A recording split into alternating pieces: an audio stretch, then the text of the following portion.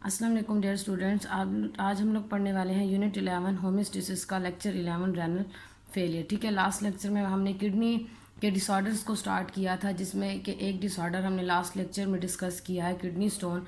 और आज हमने पढ़ना है रेनल फेलियर, या हम इसको किडनी फेलियर भी कहते हैं। अब ये क्या होता है? When the nephrons of kidneys are destroyed and stop functioning, this condition is called renal failure और किडनी फेलियर। ठीक है, जब किडनीज़ के अंदर मौजूद नेफ्रॉन्स जो हैं वो डिस्ट्रॉय हो जाएं, तबाह हो जाएं या फिर ख़राब हो जाएं और वो अपना फंक्शन जो है वो स्टॉप कर दें, तो इस कंडीशन को हम रेनल फेलियर या किडनी फेलियर कहेंगे। ठीक है, नेफ्रॉन के फंक्शन स्टॉप करने का मतलब यही है कि फ़िल्ट्रेशन का जो प्रोसेस है, ब्लड को फ़िल्टर करने का जो प्रोसेस है, वो जो है नेफ्रॉन फिर सही तरह से परफॉर्म नहीं कर पाते। इस कंडीशन को हम किडनी फेलियर कहते हैं। ठीक है, आप लोगों ने पढ़ा है कि nephrons are the basic structural and functional unit of urinary system या किडनी। तो सारा मेन फंक्शन जो है वो नेफ्रॉन्स के अंदर ही हो रहा होता है, और अगर खुदा न खास्ता ये नेफ्रॉन्स जो हैं वो डैमेज हो जाए तो फिर इसकी वजह से किडनी जो है वो फेल हो जाती है। हम कहते हैं कि किडनी जो है वो अपना काम प्रॉपरली नहीं कर सक रही। ठीक है, अब इसके काजेस कौन से होते हैं? Long term diabetes mellitus and hypertension. ठीक है, ज़्यादा अरसे तक डायबिटीज़ मिल्टिस ऐसी कंडीशन को कहते हैं जिसके अंदर ब्लड में शुगर लेवल जो है वो बढ़ जाता है, जिसको हम आमतौर पर शुगर की बीमारी कहते हैं। ठीक है, काफ़ी अरसे तक अगर वो रहे तो उसकी वजह से भी नेफ्रॉन्स जो हैं वो डैमेज हो सकती हैं। और दूसरा है हाइपरटेंशन, हाई ब्लड प्रेशर। ठीक है, क्योंकि जब ज़्यादा अरसे तक शुगर की बीमारी हो तो उसकी वजह से क्या होता है कि ग्लोमेरुलस जो कि ब्लड कैपिलरीज हैं वो डैमेज, नेफ्रॉन का जो पार्ट जो कि फिल्ट्रेशन कर रहा होता है वो डैमेज हो जाता है, जिसकी वजह से फिर आहिस्ता आहिस्ता नेफ्रॉन्स जो है वो डैमेज होना शुरू हो जाते हैं। ठीक है, उसके अलावा इसके काजेज़ में आता है सिवियर इन्फेक्शंस इन दी किडनी। किडनी के अंदर किसी भी किस्म का जो है ना वो शदीद किस्म का अगर कोई इन्फेक्शन हो गया है, ज़ख़म वगैरह हो गए हैं, और वो इन्फेक्शन अगर प्रॉपरली उसको ट्रीट ना किया जाए तो वो इन्फेक्शन अगर खुदा न खास्ता नेफ्रॉन्स तक फैल जाए तो वो नेफ्रॉन्स को डैमेज कर सकता है। ठीक है, उसके अलावा ओवर यूज़ ऑफ मेडिसन। ये लास्ट मैंने आपको किडनी स्टोन वाले टॉपिक में भी पढ़ाया था कि कभी कभार ज़्यादा मेडिकेशन की वजह से भी किडनी पर बुरा असर हो सकता है। ठीक है, ख़ास तौर पर ये यहाँ पर कुछ मेडिसिन के नाम दिए गए हैं: एस्पिरिन, इबोप्रोफेन, कोकेन एंड एक्टीमेनोफिन। ठीक है, एस्पिरिन, इबोफ्रिन, ये दोनों जो हैं ये पेन किलर्स के तौर पर मेडिसिन इस्तेमाल की जाती हैं। कोकीन जो है ये एक एडिक्टिव या सेडेटिव ड्रग है, मतलब ये नशा आवर ड्रग्स में आती है। उसके अलावा एक्टीमेनोफिन जो है ये जो है ड्रग्स की एक ऐसी, आप कह सकते हैं मेडिसिन की या ड्रग्स की एक ऐसी कैटेगरी है जो कि बुखार और ये दर्द वगैरह के रिलीफ के लिए जो है ना इस्तेमाल की जाती है। इसकी जो एक एग्जांपल है, जैसा कि आप लोगों ने पैरासीटामोल का नाम सुना होगा, वो इसी ग्रुप से बिलोंग करती है, जो कि बुखार और दर्द को ख़त्म करने के लिए जो है वो खाई जाती है। तो अगर इन मेडिसिन का बहुत ज़्यादा इस्तेमाल किया जाए तो ये मेडिसिन जो है वो नेफ्रॉन्स पर साइड इफ़ेक्ट्स काज कर सकती हैं, जिसकी वजह से नेफ्रॉन्स डैमेज हो जाएंगे और फिर वो अपना फंक्शन परफॉर्म नहीं कर सकेंगे। ठीक है, अब आ जाते हैं इफेक्ट्स की तरफ के इसके इफेक्ट्स क्या होते हैं। In renal failure nephrons are not able to filter the blood properly through, therefore the level of urea and other nitrogenous wastage in the blood increases. ठीक है, जाहिर सी बात है कि जब रेनल फेलियर जो है नेफ्रॉन्स जो है जब वो प्रॉपरली फिल्ट्रेशन नहीं करेंगे ब्लड की, तो उसके अंदर जो नाइट्रोजिनस वेस्ट मटेरियल है वो ब्लड के अंदर जो है वो बढ़ना स्टार्ट हो जाएगा। It causes complication like increase in blood pressure and anaemia etcetera. इसकी वजह से ब्लड प्रेशर हाई हो सकता है और एनीमिया कहते हैं खून की कमी को। ये दोनों कंडीशन जो है वो रेनल फेलियर की वजह से हो सकती हैं, क्योंकि जब नेफ्रॉन्स जो है वो प्रॉपर फिल्ट्रेशन नहीं करेंगे, ठीक है, तो उसकी वजह से जो है वो ब्लड प्रेशर को भी जो है ना हाई कर सकता है, क्योंकि उसकी वजह से रीअब्जॉर्प्शन का जो प्रोसेस है वो ज़्यादा, वो समझेंगे कि बॉडी में डिहाइड्रेशन हो गई, जिसकी वजह से रीअब्जॉर्प्शन ज़्यादा होगी।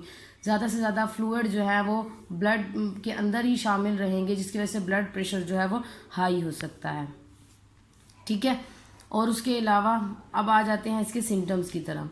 तो सिम्टम्स में इसके है वेट लॉस, ठीक है, वेट का कम हो जाना, वज़न का कम होना, वोमिटिंग एंड नोजिया, कै और मतली, ब्लड इन द यूरिन, ठीक है, यूरिन के साथ जो है वो ब्लड का खारिज होना, swelling in the legs, feet and face, ठीक है, लेग्स, फीट और मतलब टांगों का, पाँव का और फेस का सूज जाना। अगर इस तरह के कोई सिम्टम्स आपकी बॉडी में नज़र आते हैं तो इट्स मीन जो है आपकी जो किडनीज़ हैं वो फेल होना स्टार्ट हो गई हैं, ठीक है। अब आ जाते हैं इसके ट्रीटमेंट्स की तरफ। इसके 2 ट्रीटमेंट्स हैं, डायलिसिस एंड किडनी ट्रांसप्लांटेशन, ठीक है। पहले डायलिसिस को पढ़ लेते हैं। डायलिसिस का जो वर्ड है ये ग्रीक वर्ड से आया है, इसका मतलब है सेपरेशन, अलग करना, ठीक है। Dialysis is the cleaning of waste material of the blood of a patient suffering from renal failure by using artificial method is called dialysis, ठीक है। एक ऐसा मेथड जिसमें आर्टिफिशियल वे से, ठीक है, मसनूई तौर पर एक ऐसे पेशेंट जो कि रेनल फेलियर का शिकार है उसके ब्लड को साफ़ किया जाए, उसके ब्लड से जो है वो वेस्ट मटेरियल को रिमूव किया जाए, इस प्रोसेस को हम डायलिसिस कहते हैं, ठीक है। डायलिसिस के 2 मेथड्स होते हैं, एक होती है हेमोडायलिसिस।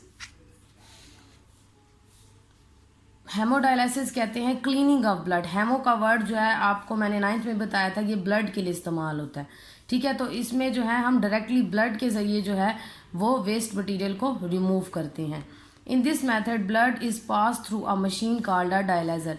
इस मेथड में बॉडी का जो ब्लड है उसको एक मशीन से गुजारा जाता है जिसको हम डायलाइज़र कहते हैं, जिसके अंदर उसकी फिल्ट्रेशन होगी, ठीक है, जो आप कह सकते हैं कि एक आर्टिफिशियल किडनी का रोल प्ले कर रही होगी।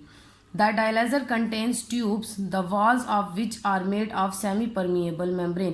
डायलाइज़र में मुख्तलिफ किस्म की ट्यूब्स होंगी जिनकी वॉल्स जो होंगी वो सेमी परमिएबल होंगी, ठीक है। Semi permeable membrane allow selected material to pass through it from blood of patient, ठीक है। सेमी परमिएबल का मतलब आपको पता है कि एक ऐसी मेम्ब्रेन जो बहुत ही सेलेक्टिव होती है और कुछ खास चीज़ों को जो है अपने अंदर से गुजरने की इजाज़त देती है या अलाउ करती है। तो यहाँ पर भी वो यही काम करेगी कि जो पेशेंट का ब्लड निकल कर आ रहा है उसमें से जो सिर्फ वेस्ट मटेरियल है उसको फिल्टर करके अलग करेगी। अब ये प्रोसेस होता किस तरह से? During haemodialysis 2 needles are inserted into arm through the axis, ठीक है। एक्सिस मीन्स के 2 ट्यूब्स के जरिए जो है 2 नीडल्स होंगी, आर्म में जो है वो 2 नीडल्स लगाई जाती हैं, एक आर्टरी के साथ लगाई जाती है और एक वेन के साथ, और वो नीडल्स जो हैं वो 2 ट्यूब्स के साथ कनेक्टेड होंगी और वो दोनों ट्यूब्स जो होंगी वो डायलाइज़र मशीन के साथ कनेक्टेड होंगी।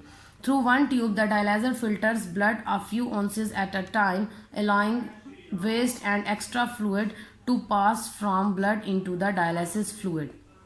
ठीक है, एक ट्यूब जो है वो क्या करेगी, वो डायलाइज़र फिल्टर्स जो मशीन होगी उसके साथ कनेक्टेड होगी और वो ब्लड को कैरी करके डायलाइज़र मशीन तक ले जाएगी, जहाँ पर एट अ टाइम वो थोड़ा थोड़ा जो है ब्लड में से वेस्ट मटेरियल और एक्स्ट्रा फ्लूइड जो है उसको क्या करेंगे, निकाल कर और डायलिसिस फ्लूइड में डाल देंगे। डायलिसिस फ्लूइड जो होगा वो मशीन के साथ ही कनेक्टेड होगा। ये एक ऐसा फ्लूइड होता है जिसके अंदर सोडियम, पोटाशियम, कैल्शियम और क्लोरीन की तरह के जो है ना आयंस मौजूद होते हैं जो कि फिल्ट्रेशन का काम करने में मदद करते हैं। The purified blood is then return back to the body through second tube. और सेकेंड ट्यूब के ज़रिए फिर दोबारा से ब्लड को क्या किया जाएगा, बॉडी के अंदर एंटर कर दिया जाएगा। जी ये देखें, अब आपको डायग्राम से इसलिए समझ आ जाएगी। ये देखें, आर्म से जो है ना 2 निडल्स थी और ये 2 निडल्स 2 ट्यूब्स के साथ कनेक्टेड हैं, ठीक है। ये दोनों ट्यूब्स जो हैं वो इसको कहते हैं डायलाइज़र मशीन। इस डायलाइज़र मशीन के साथ वो कनेक्टेड हैं। अब देखें कि आर्टरी से जो है ना वो ब्लड पंप करके इस डायलाइज़र मशीन में डाला जाएगा, ठीक है। और नीचे यहाँ पर जो है ये फ्रेश डायलाइजिंग सोल्यूशन है जो कि इसके अंदर जो है वक्फे वक्फे से एंटर हो रहा है, ठीक है। वो ये सेमी परमिएबल इनकी मेम्ब्रेन्स हैं। अब जो ब्लड आया है उस ब्लड में से वो क्या करेंगी, जो वेस्ट मटेरियल होगा उसको इस साइड पर अलग करती जाएंगी और उसके बाद जो है ना वो एक अलग से जो ये कंटेनर आपको नज़र आ रहा है, इस कंटेनर के अंदर वेस्ट मटेरियल इकट्ठा होता जाएगा और बाकी का जो ब्लड है वो साफ़ होने के बाद ये वेन के ज़रिए दोबारा बॉडी के अंदर एंटर हो जाएगा। नेक्स्ट डायलिसिस की टाइप हमारे पास है peritoneal dialysis. The dialysis take through peritoneal cavity present in abdomen is called peritoneal dialysis, ठीक है। अब जो डायलिसिस पेरिटोनियल कैविटी के ज़रिए, जो कि एब्डोमेन यानी पेट के पार्ट में एक पेरिटोनियल कैविटी मौजूद होती है, जब डायलिसिस डायरेक्टली पेट के ज़रिए की जाए तो उसको हम पेरिटोनियल डायलिसिस कहेंगे, ठीक है। आप लोगों को मैंने 9th क्लास में भी पढ़ाया था कि जो हम एब्डोमेन का जो गट होती है या जो कैविटी होती है उसके इर्द गिर्द की जो मेम्ब्रेन होती है उसको हम पेरिटोनियम कहते हैं। तो उसी वजह से उस कैविटी का नाम पेरिटोनियल कैविटी रखा गया। तो डायरेक्टली जब हम उसके ज़रिए डायलिसिस करेंगे तो वो डायलिसिस पेरिटोनियल डायलिसिस कहलाएगी। In this method, the dialysis fluid is filled in the peritoneal cavity through a catheter। ठीक है, कैथेटर के ज़रिए जो है वो डायलिसिस फ्लूइड को पेरिटोनियल कैविटी में डाल दिया जाएगा। ठीक है, जैसे कि ड्रिप के बैग्स होते हैं, इसी तरह से एक बैग होगा जिसमें डायलिसिस फ्लूइड होगा। उस डायलिसिस फ्लूइड को ट्यूब के ज़रिए जो है वो बॉडी में डाल दिया जाएगा। कैथेटर जो होगी वो एक छोटी सी ट्यूब होगी जो कि पेट के साथ हर वक्त कनेक्टेड रहेगी। ठीक है, उसके साथ ड्रिप को कनेक्ट करके और डायलिसिस फ्लूइड जो है बॉडी में डाल दिया जाता है। The waste material present in the blood vessels of the peritoneal membrane diffuses into the dialysis fluid after some time the dialysis fluid is drained. ठीक है, ये मैं आपको डायग्राम से बताती हूँ। ये देखें इसको, ये पार्ट जो है इस कैविटी को हम पेरिटोनियल कैविटी कहते हैं। ठीक है, और ये जो इसकी मेम्ब्रेन है इस मेम्ब्रेन को पेरिटोनियम कहते हैं। अब पेट के साथ जो है वो एक ट्यूब को हमेशा कनेक्ट रखना होता है, इसको हम कैथेटर बोलते हैं।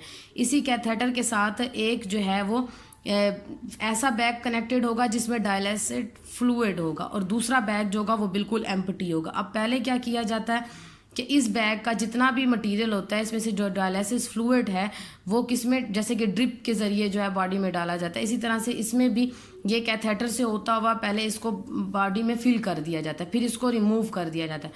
कुछ अरसे तक यानी कुछ टाइम तक जो है वो ये बॉडी के अंदर रहता है। फिर उसके इस कैविटी के इर्द गिर्द जितनी भी ब्लड वेसल्स होती हैं या जितना भी वेस्ट उनके अंदर मौजूद जो वेस्ट मटेरियल होता है वो इस डायलिसिस फ्लूइड के अंदर डिफ्यूज़ हो जाता है, इसमें मिक्स हो जाता है। मिक्स होने के बाद फिर दोबारा से क्या किया जाता है कि एक सादा बैग लगाया जाता है जिसके अंदर कुछ भी मौजूद नहीं होता और दोबारा से ये डायलिसिस फ्लूइड जो है वो इसके अंदर निकाल लिया जाता है। ठीक है, इस प्रोसेस को करने में तकरीबन 1 घंटा लगता है, जबकि हेमोडायलिसिस को करने में तकरीबन 4 से 6 घंटे लग सकते हैं। ठीक है, और हेमोडायलिसिस जो है वो सिर्फ डॉक्टर की ऑब्जर्वेशन या आप कह सकते हैं कि डॉक्टर ही खुद परफॉर्म कर सकते हैं, जबकि पेरिटोनियल डायलिसिस जो है वो घर पर खुद भी परफॉर्म किया जा सकता है। एक बार इसका मेथड समझा दिया जाता है फिर जो है यह खुद ही परफॉर्म किया जा सकता है। अब हम आ जाते हैं रेनल फेलियर का जो सेकंड ट्रीटमेंट था वो था kidney transplantation. It is the advance treatment in which healthy kidney from donor is transported into the patient bodies. The donor of kidney may be a deceased person और a living one. A living donor may or may not be relative of the patient, but the donor's kidney must match with patient's immune system। ठीक है, kidney transplantation जो है ये बहुत ही जो है advance किस्म का ट्रीटमेंट है, लेकिन ये एक्सपेंसिव भी बहुत ज़्यादा है। इसमें क्या किया जाता है कि डोनर से किसी भी इंसान से जो है वो हेल्थी एक किडनी लेकर और उसको पेशेंट की बॉडी में जिसकी दोनों किडनीज खुदा ना खास्ता फेल हो गई हैं तो उसको किसी भी एक हेल्थी पेशेंट या हेल्थी पर्सन की जो किडनी है वो डोनेट कर दी जाती है, उसकी बॉडी में लगा दी जाती है। अब जो डोनर जो है वो लिविंग वन भी, जिंदा इंसान भी हो सकते हैं या डिसीज पर्सन, यानी कि एक ऐसा इंसान जिसकी मौत कुछ टाइम पहले ही हुई हो। मतलब आपको पता है कि 1 घंटे तक जो बॉडी के आर्गन्स है वो तकरीबन एक्टिव रहते हैं और 1 घंटे के बाद जो है ना वो अपना काम जो है वो छोड़ते हैं। तो उस 1 घंटे के अंदर अंदर अगर कोई इंसान मरा है और उसकी किडनी निकाल कर किसी और को लगा दी जाए, ठीक है, तो इसलिए हम ये डिसीज़ पर्सन का ये मतलब है। और लिविंग मतलब ज़िंदा इंसान से भी जो है वो किडनी लेकर हेल्थी पर्सन से लेकर और पेशेंट को डोनेट की जा सकती है। ठीक है, ज़रूरी नहीं है कि लिविंग डोनर जो है वो पेशेंट का रिलेटिव हो, वो रिलेटिव हो भी सकता है और नहीं भी हो सकता है। मेन जो बात होती है वो है ब्लड ग्रुप का मैच करना। ठीक है, ब्लड ग्रुप का और इम्यून सिस्टम का जो है, बॉडी का जो इम्यून सिस्टम है वो उसके साथ मैच होना चाहिए। मतलब white blood cells, red blood cells, इन सब का मैच होना ज़रूरी है। But the donor's kidney must match with patient immune system. ठीक है, इस लाइन में वो यही बात कर रहे हैं कि मैच होना ज़रूरी है। ज़रूरी नहीं है कि जो किडनी डोनर होगा वो लाजमी उसका रिलेटिव हो। तो ये था किडनी ट्रांसप्लांटेशन। आज का हमारा टॉपिक था जिसके अंदर हमने क्या पढ़ा है, रेनल फेलियर के बारे में पढ़ा है।